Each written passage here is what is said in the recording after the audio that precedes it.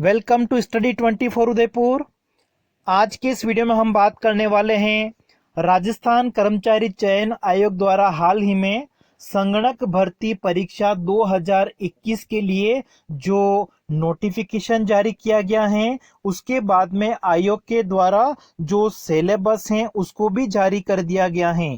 तो 2021 की ये जो परीक्षा है उसका जो पाठ्यक्रम है, सिलेबस है, उसके बारे में हम इस वीडियो में हिंदी और इंग्लिश दोनों में डिस्कस करेंगे। कंप्यूटर एग्जाम जो आपका होने वाला है, संगणक भर्ती परीक्षा, इसका सिलेबस और इसके लिए आपको जो तैयारी करनी है, उसके लिए कौन कौन सी बुक्स जो हैं वो आप उसके लिए पढ़ सकते हैं।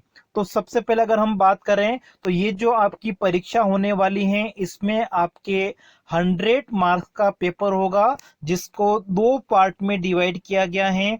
ए पार्ट में आपको जनरल नॉलेज, सामान्य ज्ञान के बारे में जानकारी पूछी जाएगी, जिसका सिलेबस आगे हम देखेंगे। और दूसरा आपका होगा पार्ट बी, जिसमें आपका इकोनॉमिक्स, अर्थशास्त्र हो गया, दूसरा स्टैटिस्टिक्स हो गया, सांख्यिकी, और तीसरा जो इसमें है वो है आपका मैथमेटिक्स है, गणित है। तो पार्ट बी में आपको इकोनॉमिक्स, मैथमेटिक्स और स्टैटिस्टिक्स के बारे में पढ़ना है, जबकि पार्ट ए आपका जो है उसमें आपको जनरल नॉलेज, सामान्य ज्ञान के 30 मार्क्स के जो क्वेश्चन है वो पूछे जाएंगे। और पार्ट बी जो आपका होगा वो होगा 70 मार्क्स का। तो सबसे पहले अगर हम पार्ट ए की बात करें तो पार्ट ए में आपका जो सिलेबस है उसमें भूगोल, सबसे पहले ज्योग्राफी की अगर हम बात करें तो ज्योग्राफी में आपके प्राकृतिक संसाधन हो गए, राजस्थान का सामाजिक और आर्थिक विकास हो गया, उसके बाद में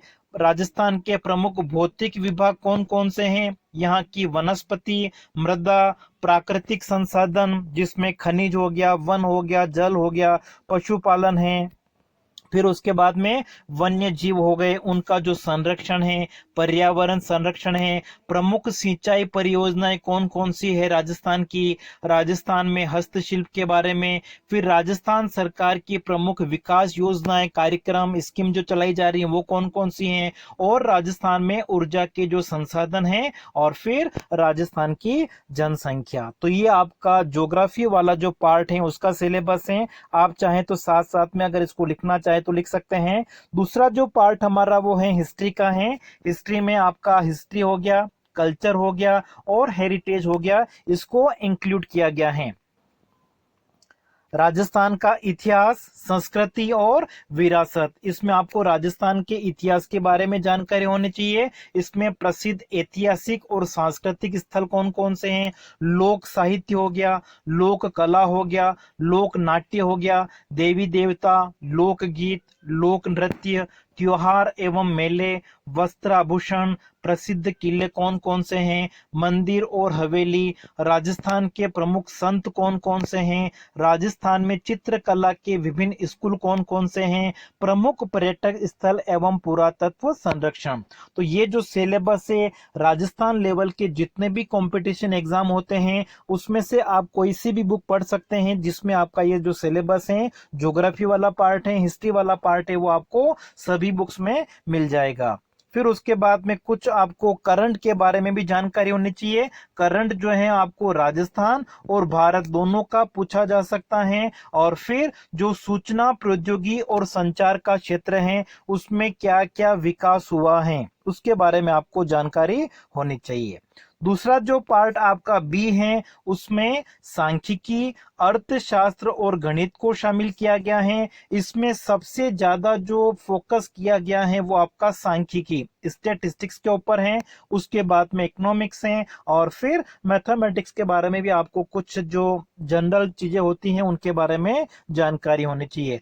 फर्स्ट यूनिट अगर हम इसमें देखें तो फर्स्ट यूनिट में आपको आंकड़ों का संकलन, वर्गीकरण, सारणीयन, रेखा चित्री प्रस्तुतिकरण, केंद्रीय प्रवृत्ति के माप, अपकिरण के माप और आघूर्ण। तो ये जो फर्स्ट यूनिट है वो आपको एनसीईआरटी क्लास 11 की जो स्टैटिस्टिक्स की बुक्स हैं उसमें आपको पूरा सिलेबस, आपका जो फर्स्ट यूनिट है वो सारा मिल जाएगा। केवल ये आघूर्ण वाला जो अंश है वो आपको नहीं मिलेगा। मूवमेंट्स वाला जो है वो कॉलेज लेवल पे आता है। तो कॉलेज लेवल में अगर आप देखो KL नागर की एक बुक आती है सांख्यिकी, अगर आप वो परचेज करते हो तो उसमें आपको लगभग सांख्यिकी का सारा सिलेबस मिल जाएगा। तो फर्स्ट यूनिट में आपको आंकड़ों का संकलन, वर्गीकरण, सारणीयन, जो स्टैटिस्टिक्स का बेसिक जानकारी है वो आपकी फर्स्ट यूनिट में है। सेकंड यूनिट की अगर हम बात करें तो सेकंड यूनिट का जो टॉपिक है वो भी आपकी 11th की बुक में कोरिलेशन वाला मिल जाएगा, लेकिन रिग्रेशन वाला जो है नहीं मिलेगा। तो कोरिलेशन और रिग्रेशन जो दोनों आपको KL नागर की बुक या इसके अलावा स्टेट्स की बहुत सारी बुक आती हैं, उनमें आपको ये जो कॉमन टॉपिक की कोरिलेशन रिग्रेशन आपको ये मिल जाएगा। इसमें आपको सहसंबंध क्या होता है, प्रतिगमन क्या होता है, उसका गुणांक कैसे निकाला जाता है और रेखीय प्रतिगमन क्या होता है, इसके बारे में आपको जानकारी होनी चाहिए। और फर्स्ट और सेकंड यूनिट आपका है, इसका लगभग पूरा जो है इसके मैंने वीडियो बना रखे हैं, अगर आप चाहें तो वो देख सकते हैं, उसमें आपकी फर्स्ट यूनिट और सेकंड यूनिट पूरी कंप्लीट कवर हो जाएगी। फिर उसके बाद में तीसरी यूनिट की अगर हम बात करें तो तीसरी यूनिट में आपको डिजाइन ऑफ सैंपल सर्वे, प्रतिदर्श सर्वे की जो डिजाइन है, प्रतिदर्श यूनिट क्या होती हैं, प्रतिदर्श चयन का ढांचा, प्रतिदर्श या प्रतिचयन भी कह सकते हैं इसको, नमूना अंश हो गया, प्रतिस्थापन और गैर प्रतिस्थापन के साथ प्रतिदर्श हो गया, समष्टि पैरामीटर क्या होता है, प्रतिदर्श अनुमानक, सरल यादृच्छिक प्रतिचयन, स्तरित यादृच्छिक प्रतिचयन, सुव्यवस्थित प्रतिचयन और क्लस्टर प्रतिचयन, ये आपका थर्ड यूनिट में है। ये भी आपको उसी बुक KL नागर वाली जो बुक मैं आपको बता रहा हूँ उसमें मिल जाएगा। फिर उसके ग्रेजुएशन लेवल की जो स्टैटिस्टिक्स की बुक होती हैं उसमें आपको लगभग ये अधिकतर जो सिलेबस है आपको मिल जाएगा। फिर टाइम सीरीज की अगर हम बात करें तो काल श्रेणी विश्लेषण में काल श्रेणी के कौन कौन से कंपोनेंट्स होते हैं, संघटक होते हैं, उपनति जो ट्रेंड वैल्यू होती है उसको कैसे मापा जाता है, फिर जो मौसमी विचरण है, चक्री विचरण है और अनियमित विचरण जो होता है उसको आपको देखना है। ये आपकी फोर्थ यूनिट में टाइम सीरीज काल श्रेणी के बारे में आपको देखना है, पढ़ना है। फिर उसके बाद में पांचवी यूनिट जो आपकी है वो इंडेक्स नंबर या जिसको हिंदी में सूचकांक कहते हैं, निर्देशांक भी कहा जाता है, इसके उपयोग क्या है, इसके कौन कौन से प्रकार होते हैं, जैसे कि उपभोक्ता मूल्य सूचकांक हो गया, थोक मूल्य सूचकांक हो गया, ठीक है, ये सारे प्रकार और उनकी कौन कौन सी सीमाएं होती हैं, सूचकांकों का निर्माण किस तरीके से किया जाता है, सरल और भारित सूचकांक, ये भारित है यहाँ पे, ठीक है, भारित सूचकांक क्या होते हैं, इसको ज्ञात करने की जो समूहीकरण विधि होती है, एग्रीगेट मेथड, ठीक है, सरल और भारित मूल्य अनुपात, यहाँ पे भी आप भारत की जगह क्या कर लोगे, भारित मूल्य अनुपात विधि है। उसके बाद में श्रृंखला आधार सूचकांक क्या होते हैं, चेन बेस इंडेक्स नंबर जो है जिसमें पिछले वर्ष को आधार माना जाता है। फिर आधार को परिवर्तन कैसे किया जाता है, अगर कोई इंडेक्स नंबर सूचकांक किसी वर्ष को आधार मान के निकाले गए हैं उस आधार वर्ष में किस तरीके से परिवर्तन किया जाता है। और फिर लास्ट टॉपिक इसमें आपको देखना है जीवन निर्वाह सूचकांक या जिसको हम कंज्यूमर प्राइस इंडेक्स भी कह सकते हैं हिंदी में, जिसको हम उपभोक्ता मूल्य सूचकांक भी कहते हैं। ये भी आपको 11th क्लास की जो बुक है उसमें आपको सारा पांचवा यूनिट जो है वो मिल जाएगा।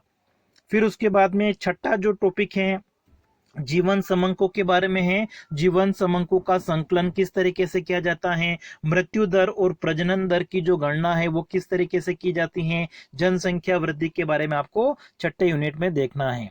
उसके बाद में सातवें यूनिट जो है उसमें भारत में जो विभिन्न संगठन है जो आंकड़ों को इकट्ठा करने का कार्य करता है, ठीक है, भारत और राजस्थान में सांख्यिकी प्रणाली एवं सांख्यिकी संगठन, राष्ट्रीय लेखा प्रणाली क्या है, NSA। फिर उसके बाद में सांख्यिकी और कार्यक्रम कार्यान्वयन मंत्रालय है, केंद्रीय सांख्यिकी संगठन CSO।